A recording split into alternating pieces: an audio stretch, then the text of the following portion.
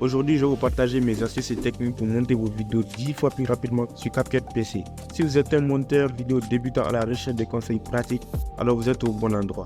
Avec ces astuces simples et efficaces, vous serez en mesure d'économiser beaucoup de temps et de produire des vidéos de qualité professionnelle. Alors ne manquons pas de temps et commençons tout de suite.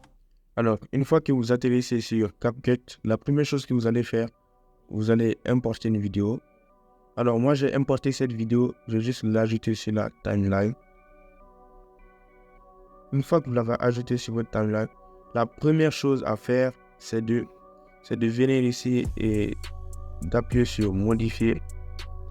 Ensuite, venir sur les performances et d'activer le mode proxy. Ce mode, comme vous voyez ici, on dit active le proxy pour accélérer le montage. La qualité de la vidéo ne sera pas affectée. Pendant le montage, la vidéo sera baissée, mais au niveau de l'exportation, la vidéo aura toujours une meilleure qualité. Alors vous activez cela. Ici, la résolution, vous allez venir ici, vous allez descendre au plus bas 540p. Alors vous inquiétez pas, quand vous allez faire le montage, vous allez voir que l'image, la qualité sera un peu basse, mais au final, elle sera bonne. Et cela permettra de rendre le montage beaucoup plus fluide. Alors vous cliquez sur 540p, puis enregistrer. Alors ici, on peut voir transcodage multimédia.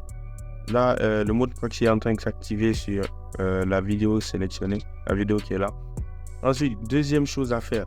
Alors, la deuxième chose à faire, vous allez venir ici, sur les trois tirets en haut ici. Et vous allez venir ici, aperçu de la qualité.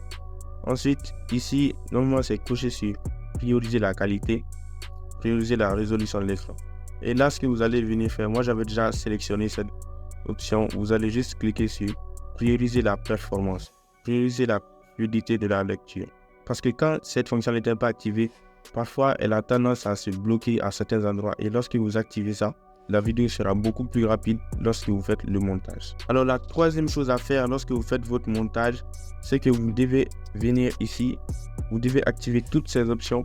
Moi je les ai désactivées juste pour le tuto. Mais vous devez juste activer tout ça, ça. Et surtout ça, je pense que c'est ce qui ne sera pas activé lorsque vous êtes débutant. Lorsque vous atterrissez sur CapCut, ça sera désactivé. Et là, ce que vous devez faire, vous devez toujours activer l'axe de prévisualisation. Ok. Applaudissez. Vous activez ça. Et là, vous allez voir un petit truc jaune apparaître là. Et là, ça sera beaucoup plus utile et va vous faire gagner beaucoup de temps. Moi, je vous le dis, elle me fait gagner énormément de temps au montage. Là, vous pouvez juste visionner ici. Si par exemple, vous voulez couper, vous n'avez pas besoin de venir encore ici ou bien visualiser la vidéo. Vous pouvez juste faire ça et là, vous allez pouvoir voir la vidéo sans pour autant déplacer ce curseur ou activer ici. Alors, la quatrième chose à faire lorsque vous faites votre montage sur CapCut, c'est que vous devez toujours utiliser les raccourcis clavier.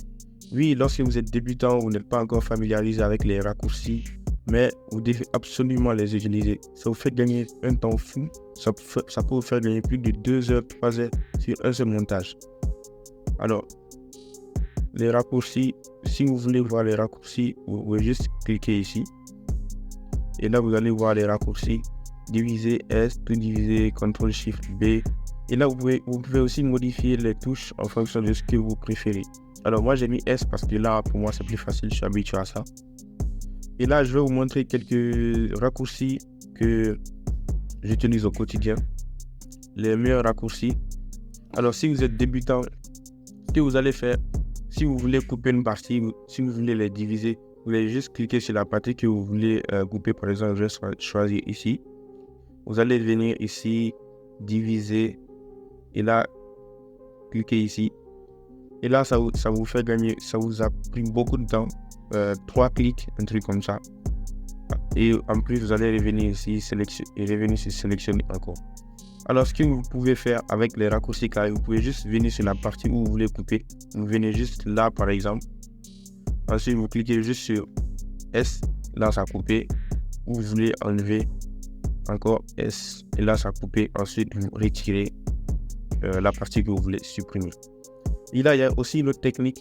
Là, vous pouvez juste, par exemple, si je veux enlever toute cette partie, je vais juste venir ici sur la partie à partir d'où je veux commencer à couper. Là, je vais retirer la dernière partie. Et là, tout ce que j'aurai à faire, c'est de cliquer sur le raccourci W. W, ça c'est pour enlever toute la partie droite. Ça va enlever toute la partie droite après le curseur qui est là. Et si vous voulez enlever la partie gauche, vous allez appuyer sur Q. Par exemple, là, je vais enlever la partie droite. Je vais juste cliquer sur Q. Alors voilà, totalement disparu en un seul clic.